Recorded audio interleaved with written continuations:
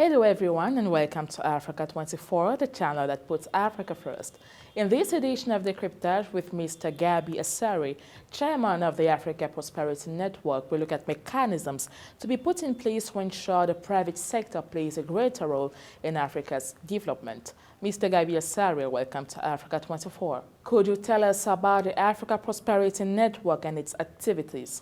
The Africa Prosperity Network, it's a not-for-profit organization set up after AFCFTA came into being, which was 2021. And the motivation behind it was to see how we could, if you like, mobilize Africa's private sector to take greater ownership and drive of the whole agenda of building a single market in Africa. Because some of us came to the conclusion that our markets, of course, by themselves, were not strong enough to make us competitive and to achieve the so-called Agenda 2063, where we get the Africa we want, the Africa we desire, and the Africa we deserve. So we thought that since the AFCFTA was taxed or has been taxed to help Africa build that single market of now 1.5 billion, if we could find a way to get Africa's private sector to play an integral role, not just on the benefit aspect of it, but in building it. And if it's going to work, if the single market concept is going to work, then it's how we shape it in its first decade in existence. Reliable supply chains are essential for the success of intra-African trade. How is the Africa Prosperity Network working with the AfDB and the AFCFTA Secretariat to build stronger regional and continental supply chain networks? What is perhaps interesting for us as Africa Prosperity Network to push is to see the AfDB taking on greater responsibility in financing projects driven by the private sector on the continent, okay? Because it's been mostly governments. But I think that the capacity for the private sector to take a leadership role in transforming and integrating our economies, it's far greater than they've been given the support that is required. And I get a sense from my conversations with Dr. Sidi Uta and also from the posturing of the AfDB itself that we're going to have greater support for Africa's private sector, for them to take a driving role in funding, in building the infrastructure that is required. Regional collaboration is essential to creating seamless trade across borders. How are you working with states to harmonize trade policies, improve infrastructure, and reduce non-tariff barriers to ensure smoother trade flows within the region?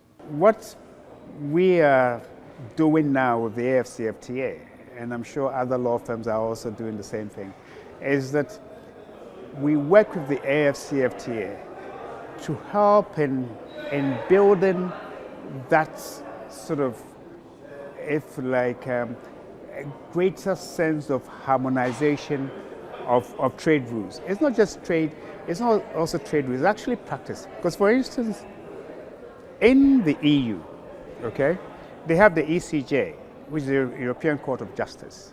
So if there's dispute in terms of between countries on trade, for instance, look, the AU protocol will say that you can set up a bank can open another of the offices in or do business in another African country. Then you may have an African country, a name I won't mention, that have domestic laws that prohibits that. So when you have such a dispute, you are part of the AU. The AU allows, says that, look, banks operating in some parts of Africa can easily go and set up once they meet the domestic rules and regulations set up in another country.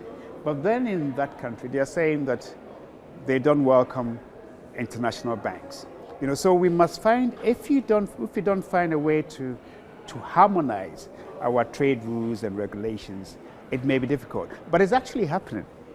It's happening where there are existing protocols within the regional blocks, whether it's ECOWAS, whether it's SADC, whether it's COMESA, whether it's within EAC or the rest of it.